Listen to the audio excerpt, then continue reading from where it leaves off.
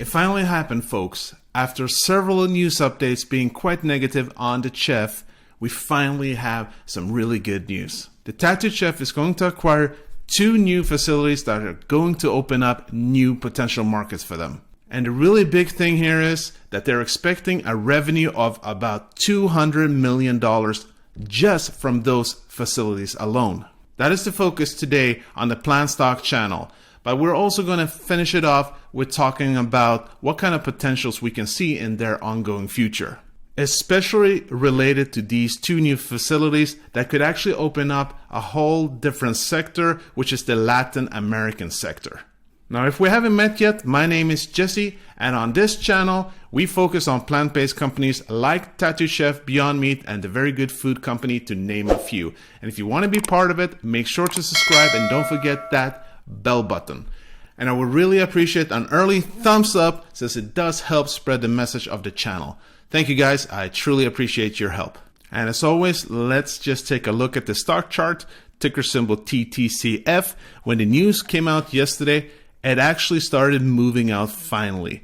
But as you see, it's down almost 2% again. And one of the reasons for that, I do believe, is the fear that we're heading in for an inflation. And actually, there's a lot of people talking about hyperinflation.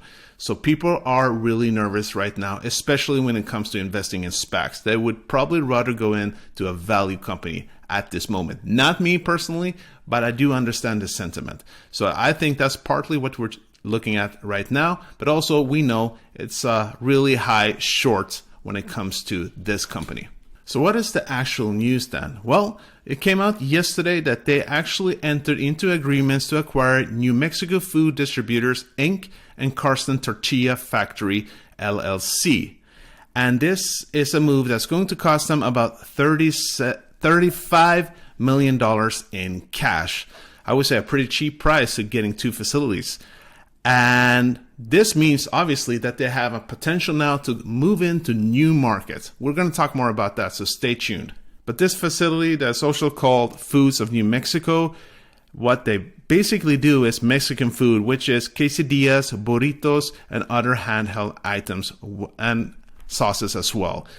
And this is, of course, something that is thrilling to all us investors, but also obviously the CEO.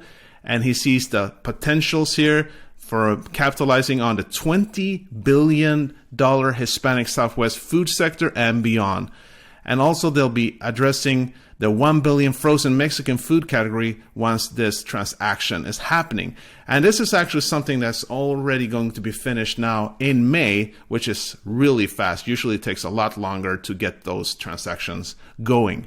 But the really incredible thing here is that not only did they get 2 facilities that will help them with their overall distribution, but they do believe that it can actually bring in about $200 million in revenue within 2 to 3 years.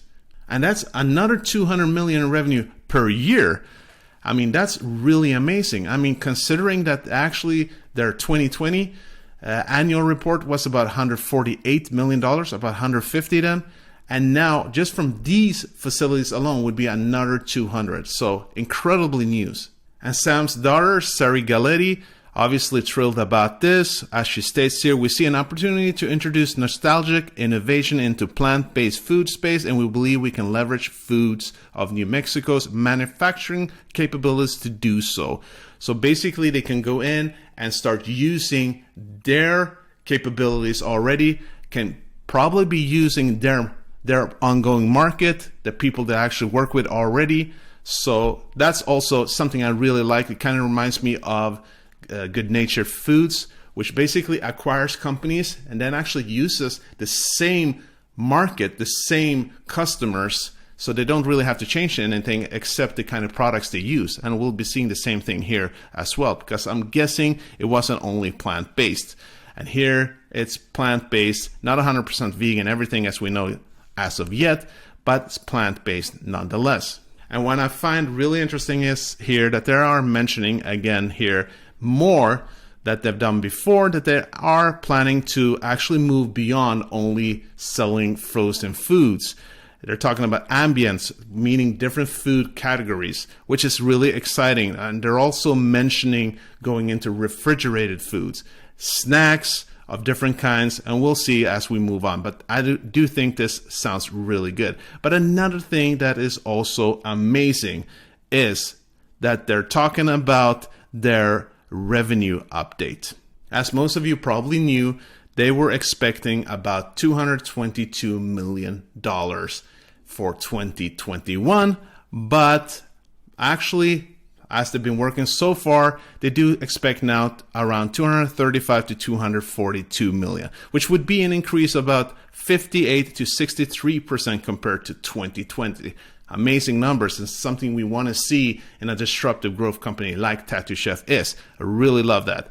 And this is not counting in these 2 new facilities. So that will obviously be really amazing results, but we'll have to wait and see how the year go, right? And even though this is really good news, it actually came out half an hour ago or an hour ago, more news from the Motley Fool, who actually talks about seeing 2 green flags and 1 red flag. And the 2 green flags we've talked about, how they're moving into a different market now, the Hispanic Southwest market, and then also that they're going to get a higher growth than they actually thought. But the red flag is EBITDA. It was expected to be around $8 to $10 million, and now it's going to be around $2 to $4 million, which is not so strange, right? I don't think that's anything to worry about. It's probably related to this new acquisition. And as I've talked about before, I would so much rather see them actually investing in the company in R&D or acquiring other companies, mergers and so on, to be able to expand rapidly. So for me, that is nothing to be worried about. I think that will be something we'll see in the years to come when they'll actually start getting more and more profits, and we'll see a much larger cash flow. Now, obviously, this was amazing news, but I'm really interested to hear what you folks think. Let me know down in the comment. What kind of potentials do you see in the futures ahead? Now, something that stunned me the most here, in a positive way, obviously, is the $200 million revenue that they do expect getting from these facilities alone. I mean, that's immense, considering, again, that they haven't even gotten $200 million now to begin with. But also the news regarding their new revenue for 2021, which they expect to be around either 235 million or 242, which would be a huge step from last year, about 58 to over 60%. And that is the kind of thing we want to see here, right? But also something that was mentioned in the article is that they're talking about food service. Now, why I find this interesting is that they do talk about here that this company, before it was bought by Tattoo Chef, when they made their ready-to-eat Mexican food item, it was both for retail and food service.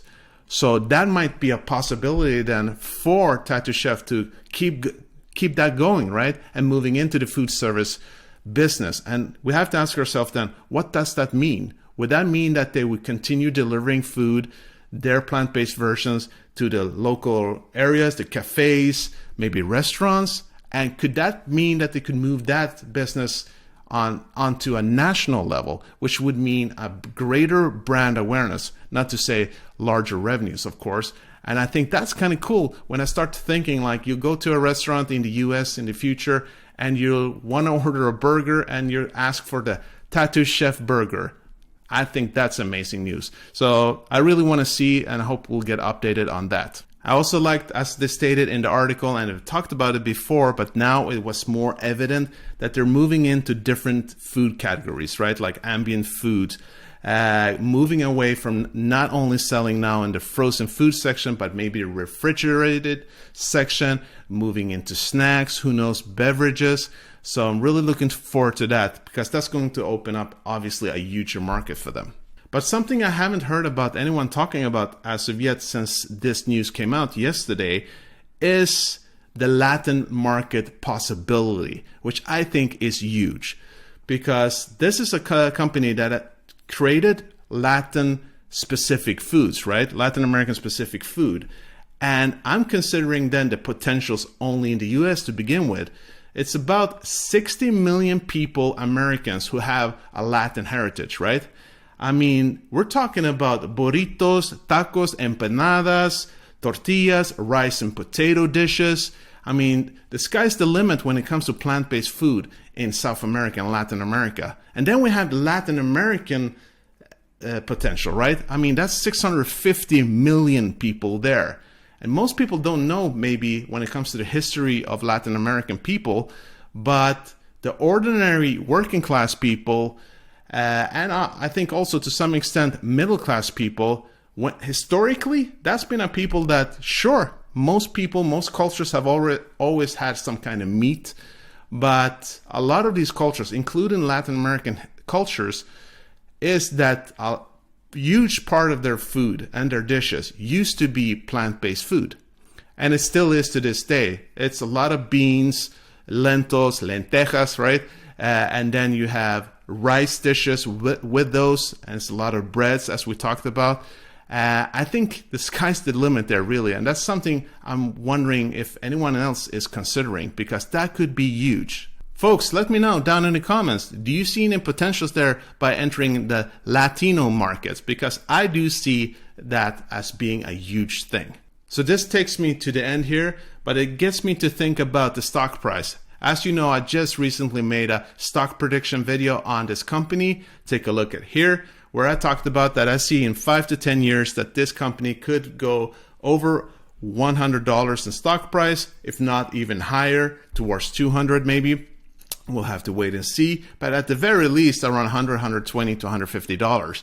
And I saw some comments, not so much on my channel, where I could though see a little here and there that people are stating that it doesn't seem really like a possibility that it could go that high, or it's hyping the stock too much, relax. And I think everyone should relax. Again, we're talking long term. I'm not saying $100 tomorrow or even next year. I'm talking 5 to 10 years from here, right? And I got to ask you guys, take a look at the news now, right? Take a look at kind of moves TTCF is making. Are you going to tell me that you can't see that it's a really good possibility that in 5 to 10 years they could reach $100, $120, $150, if not more, with these kind of moves? For me, it's self-evident. All right, folks, that was it for today. I truly hope you got some value in today's video. And if you did, please help me out and smash that like button. And if you want to continue getting more videos like this regarding TTCF, Beyond Meat, or the Very Good Food Company with more, make sure to subscribe and don't forget that bell button. And as always, this was not financial advice. These were just my own thoughts and opinions. It's important to do your own due diligence and invest safe. Guys, have a lovely Tuesday. Hope to see you soon. Peace out.